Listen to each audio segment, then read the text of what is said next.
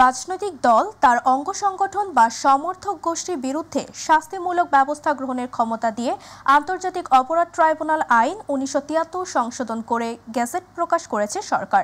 আইন, বিচার ও সংসদ বিষয়ক মন্ত্রণালয় থেকে এই গেজেট জারি করা হয়।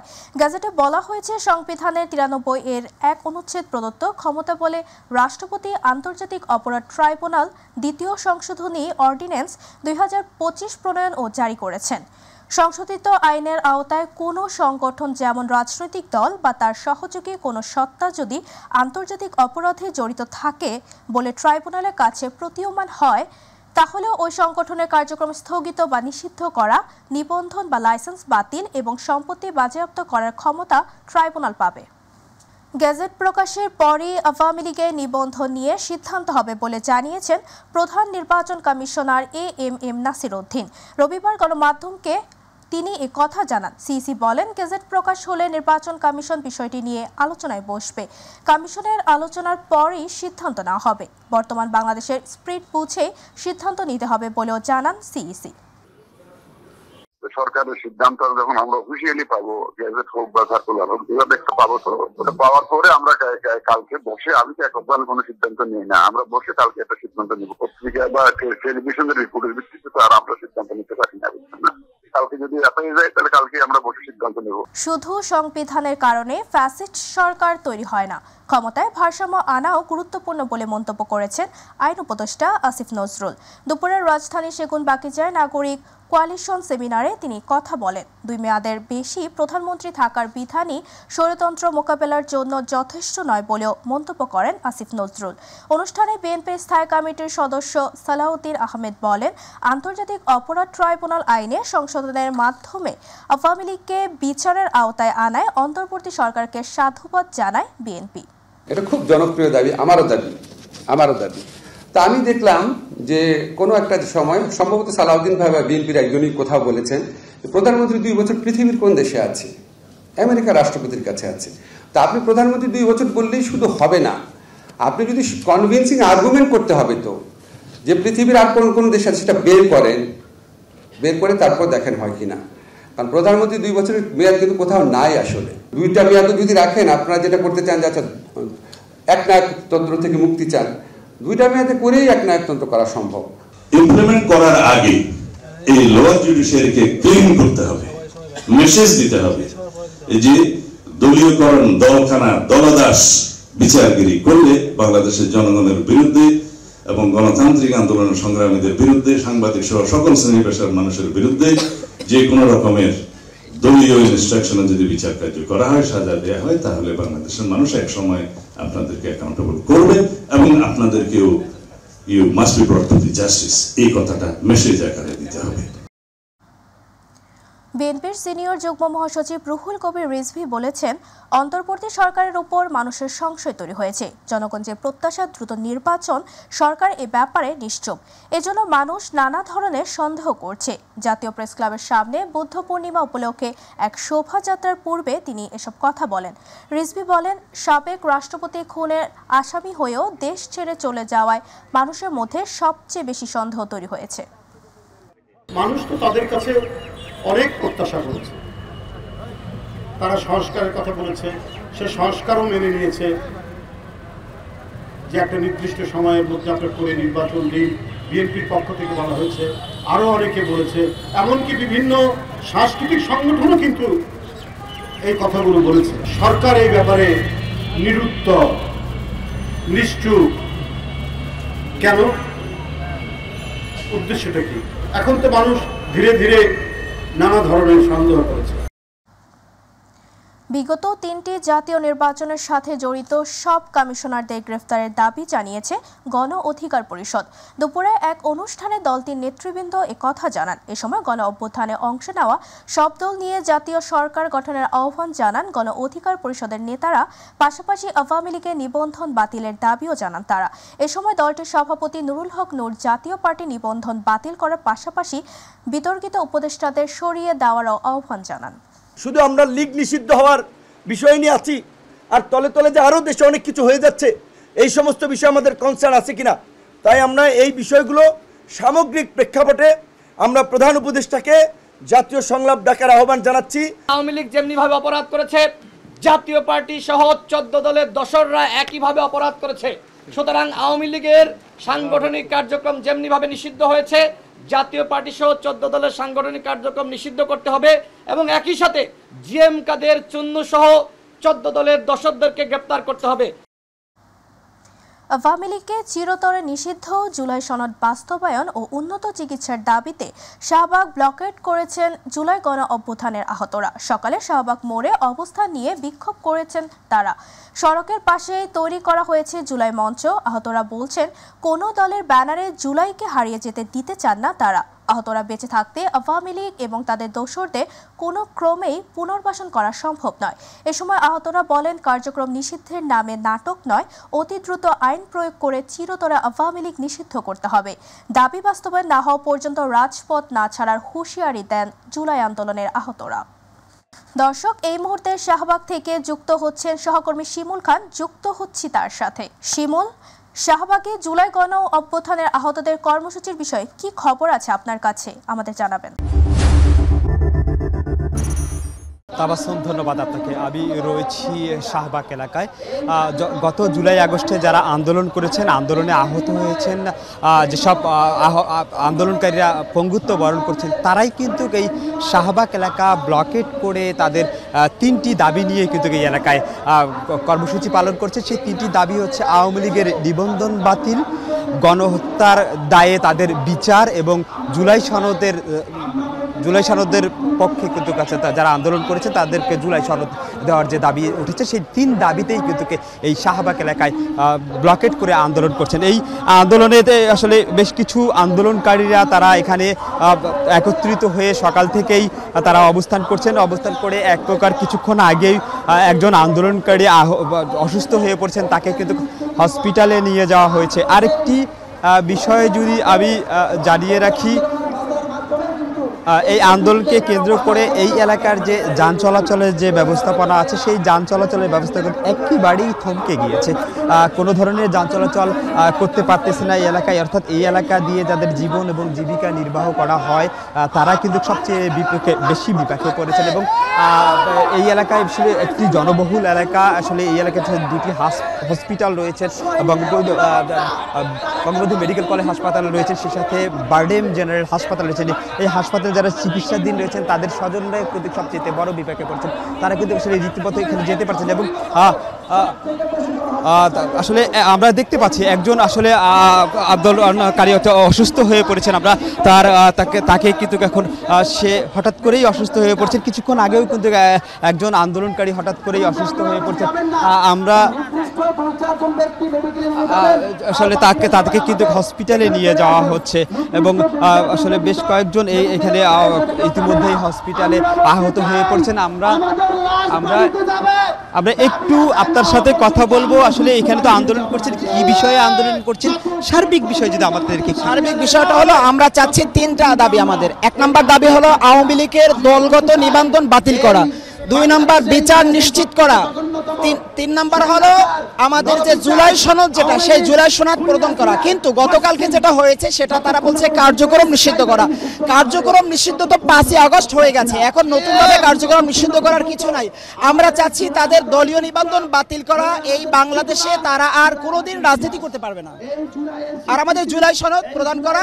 আহত ভাইরা একের পর এক অসুস্থ হচ্ছে, এখান থেকে হাসপাতালে নিয়ে যাওয়া হচ্ছে। আমরা 3 দিন 4 দিন পর্যন্ত এখানে আছি। কোনো সরকারের ঊর্ধ্বতন কোনো কর্তৃপক্ষ আমাদের সাথে যোগাযোগ করছে না, কোনো আলাপ করছে না। আমরা হাসপাতালে ভর্তি হচ্ছে, কাতরাচ্ছি, কেউ আমাদের খোঁজ নিচ্ছে না। আমরা নির্দিষ্ট নাই, আমরা যতদিন না পর্যন্ত আমাদের দাবি আদায় না হবে ততক্ষণ না পর্যন্ত আমরা এখানে থাকবো। প্রয়োজনে একের পর এক লাশ পড়বে, আমরা এখানেই থাকবো, আমাদের লাশ বাড়িতে যাবে। তাবাসসুম, আপনার মাধ্যমেই আমি দর্শকদেরকে জানাচ্ছিলাম আসলে যারা আন্দোলনকারীরা রয়েছেন ইতিমধ্যে কয়েকজন কিন্তু অসুস্থ হয়ে হাসপাতালে গিয়েছেন এবং তারা বলছেন যে যতক্ষণ পর্যন্ত না তাদের দাবি বাস্তবায়ন হবে, প্রয়োজনে তাদের লাশ হয়ে তারা এখানে শুয়ে থাকবে, তবুও তারা শাহবাগ ছাড়বে না। এই ছিল আমার কাছ থেকে শাহবাগ থেকে সর্বশেষ আপডেট। তাবাসসুম। শিমুল, আপনাকে ধন্যবাদ। দর্শক, শাহবাগ থেকে জুলাই গণ অভ্যুত্থানে আহতদের ব্লকেট কর্মসূচির সবশেষ তথ্য জানাচ্ছিল আমাদের সহকর্মী শিমুল খান। অহিংসা ও শান্তির বাণী প্রচার করে গেছেন গৌতম বুদ্ধ। সে বাণী ধারণ করে সারা দেশে উদযাপিত হচ্ছে বৌদ্ধ ধর্মাবলম্বীদের বড় ধর্মীয় উৎসব বুদ্ধ পূর্ণিমা। বৌদ্ধ ধর্মের অনুসারীরা এই পূর্ণিমা তিথিতে স্নান করে সূচি বস্ত্র পরিধান করেছেন। মন্দিরে মন্দিরে চলছে বুদ্ধের বন্দনা অর্চনার পাশাপাশি পঞ্চশীল, অষ্টশীল, সূত্রপাঠ, সূত্র শ্রবণ ও সমবেত প্রার্থনায় স্মরণ করা হচ্ছে বৌদ্ধ ধর্মের প্রবর্তককে। বিস্তারিত আবু সাইদ অপুর রিপোর্টে। আধ্যাত্মিক জাগরণের এক মহিমান্বিত দিন বৌদ্ধ সম্প্রদায়ের প্রধান ধর্মীয় উৎসব শুভ বুদ্ধ পূর্ণিমা আজ। বৌদ্ধ ধর্মমতে এদিনে গৌতম বুদ্ধের জীবনের 3টি তাৎপর্য ঘটনা জন্ম, বোধিলাভ এবং মহাপরিনির্বাণ সংঘটিত হয়েছিল। এই অশান্ত বিশ্বে তথাগত বুদ্ধের শান্তির বাণী বর্ষিত হোক, পৃথিবীতে শান্তি ফিরে আসুক এই কামনাই করতেছি। দিনটি উপলক্ষে রাজধানীর বাসাবো ও বাড্ডায় বৌদ্ধ বিহারে ছিল নানা আয়োজন, প্রার্থনা, পূজা অর্চনা এবং শান্তি কামনায় বিশেষ অনুষ্ঠান, বুদ্ধমূর্তির সামনে ফুল নিবেদন, প্রদীপ প্রজ্বলন এবং ধর্মীয় গ্রন্থ পাঠের মাধ্যমে শ্রদ্ধা নিবেদন করা হয়। আর এসব আচার অনুষ্ঠানে অংশগ্রহণকারীদের সমবেত প্রার্থনা একটাই, বিশ্ব শান্তি ও মানব কল্যাণ। যে যার জায়গা থেকে জাতি, ধর্ম, বর্ণ নির্বিশেষে সবাই মিলেমিশে থাকুক, কারণ সব শেষে আমরা সবাই মানুষ। আমরা যুদ্ধ নয়, শান্তি চাই। শান্তি বিরাজ করার জন্য আমাদের বুদ্ধ নীতি কতটা প্রয়োজন সেটা বলার অপেক্ষাই রাখে না। সকলের মঙ্গল কামনায় আমরা বুদ্ধের কাছে প্রার্থনা করলাম। আমাদের দেশের এই পরিস্থিতিগুলো যেন খুব তাড়াতাড়ি ঠিক হয়, আর আমাদের দেশের জনগণের সুরক্ষা যেন ঠিক করতে পারে, আমাদের এই প্রার্থনাই করছি আমরা সবাই আজকে মন প্রাণ থেকে।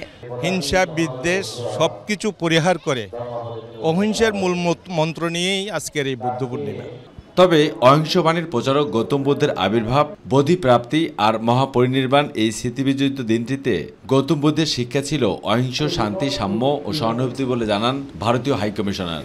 Historically, the region of present-day Bangladesh has been a vibrant center of Buddhist learning.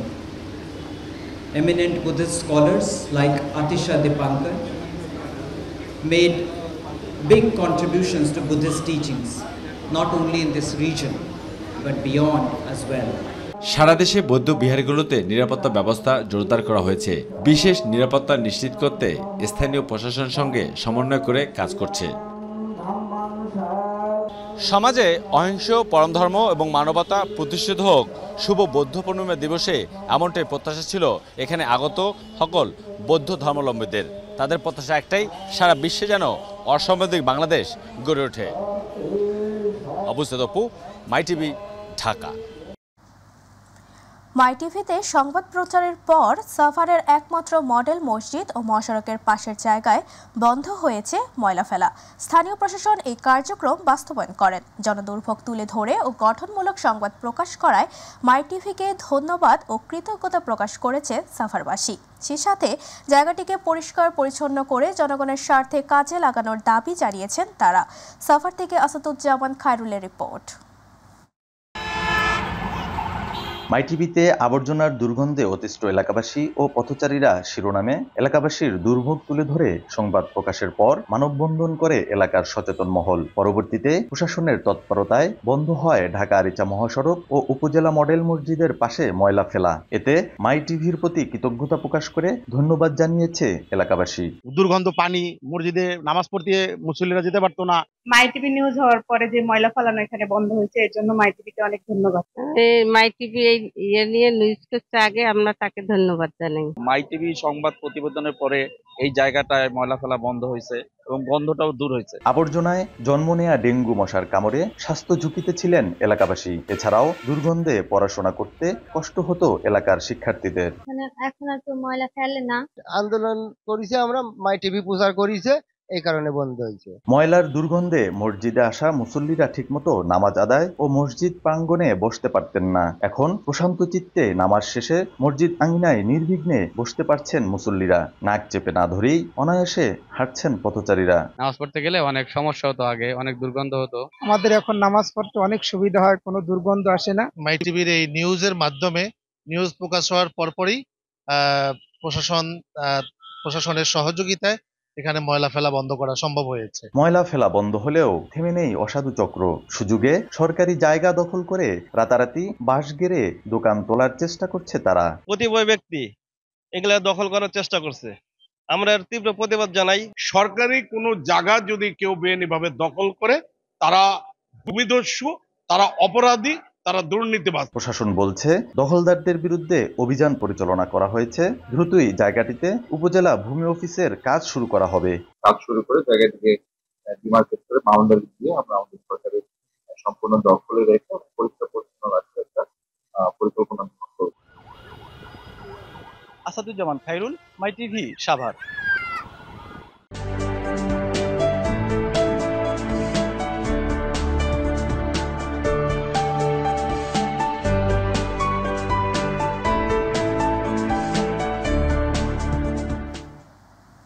এবার আমাদের কৃষি। সাতক্ষীরার বাজারে সয়লাভ, গোপালভোগ, বোম্বাই, গোপাল খাস, বৈশাখী সহ সুস্বাদু স্থানীয় জাতের আম, বিষমুক্ত ও গুণগত মানের আম বাজারজাত করতে প্রজাতি বেঁধে আম সংগ্রহের তারিখ নির্ধারণ করে দিয়েছে জেলা প্রশাসন। তবে আম চাষিরা বলছেন অতিরিক্ত তাপে নির্ধারিত সময়ের আগেই পাকতে শুরু করেছে আম। ক্যালেন্ডার অনুযায়ী জেলা প্রশাসনের বেঁধে দেওয়া নির্ধারিত সময়ের আগে আম সংগ্রহ করতে না পারলে আর্থিক ক্ষতির আশঙ্কা করছে তারা। প্রতিনিধি ফয়জুল হক বাবুর রিপোর্ট, জানাচ্ছেন শামস তাবরিজ উচ্ছ্বাস। আবহাওয়া ও মাটির গুণের কারণে দেশের অন্যান্য জেলার তুলনায় সাতক্ষীরার আম আগেভাগেই পাকে। এ কারণে দেশ জুড়ে কদর রয়েছে সাতক্ষীরার আমের। জেলা প্রশাসনের আম ক্যালেন্ডার অনুযায়ী গত 5 মে থেকে শুরু হয়েছে গাছ থেকে আম সংগ্রহ। ইতিমধ্যে গোবিন্দভোগ, গোপালভোগ, গোলাপ খাস, সরিষা খাস, স্থানীয় জাতের আমে সয়লাভ সাতক্ষীরার বাজারগুলো। স্বাদে গন্ধে অতুলনীয় এসব আম কিনতে আসছে ঢাকা, রাজশাহী, চট্টগ্রাম সহ বিভিন্ন জেলার ক্রেতারা। আমরা এখানে মোটামুটি আমের বাজার দর হিসাবে অন্যান্য বছর তুলনায় মোটামুটি ঠিক আছে। গোবিন্দভোগ আম 18 থেকে 2400-র মধ্যে বিক্রি হচ্ছে এবং গোপালভোগ আমও 17 থেকে 2400 বা 2300-র মধ্যে বিক্রি হচ্ছে আর কি। এদিকে অতিরিক্ত তাপ ও আবহাওয়ার কারণে সাতক্ষীরার অধিকাংশ গাছে পাকতে শুরু করেছে আম। ফলে আম সংগ্রহে নির্ধারিত সময় কিছুটা এগিয়ে আনার দাবি আম চাষিদের। আলহামদুলিল্লাহ আমাদের ফলন এবার সাতক্ষীরায় খুব ভালো ছিল, কিন্তু আবহাওয়ার কারণে ওইদের তাপমাত্রার কারণে আমটা অন্তত বেশ 1-2 সপ্তাহ আগে পেকে গেছে। বাইরে যদি আম উঠে যায়, বাইরের জেলার আম, তখন আমাদের সাতক্ষীরা জেলার আমের এটা চাহিদা কমে যাবে। আমরা কৃষক, আমাদের বিরাট ক্ষতি হচ্ছে। আমাদের আম যদি ভাঙার অর্ডার না দেয় তা আমাদের বিরাট ক্ষতি হয়ে যাবে। রেটটা যদি আগায় দিত তাহলে বাংলাদেশের সব পার্টিগুলো ব্যাপারীগুলো আসতো এবং আমরা তাতে উপকৃত হতাম চাষিরা। তবে গত বছরের তুলনায় এবছর আমের ফলন ভালো হলেও বাজারে ক্রেতা সংকটের কারণে আমের ভালো দাম পাচ্ছেন না অভিযোগ আম চাষিদের। সাতক্ষীরায় প্রচুর আম আমদানি আছে, কোনো ক্রেতা নেই। রাজশাহী আম দেশে 15 তারিখে ভাঙার অর্ডার। এই জন্য প্রশাসনের দৃষ্টি আকর্ষণ করছি অন্তত হিমসাগর আমটা 10 তারিখের পরের থেকে পাড়ার অনুমতি দেওয়ার জন্য। এবছর সাতক্ষীরা থেকে 120 টন আম বিদেশে রপ্তানির লক্ষ্যমাত্রা নির্ধারণ করা হয়েছে। এখন পর্যন্ত অনেক বায়ারের ইতিমধ্যে সাড়া পেয়েছি। তারা আসবেন, এসে আমাদের আম বাগান দেখে পছন্দ হলে তারা এটি বিদেশে রপ্তানি করবেন বলে আমরা মনে করছি। সাতক্ষীরা জেলা প্রশাসনের নির্ধারিত ক্যালেন্ডার অনুযায়ী আগামী 20 মে হিমসাগর, 27 মে ল্যাংড়া ও 5 জুনে আমরুপালি জাতের আম সংগ্রহ করা যাবে। শামস তাবরিজ উচ্ছ্বাস, মাই টিভি, নিউজ ডেস্ক।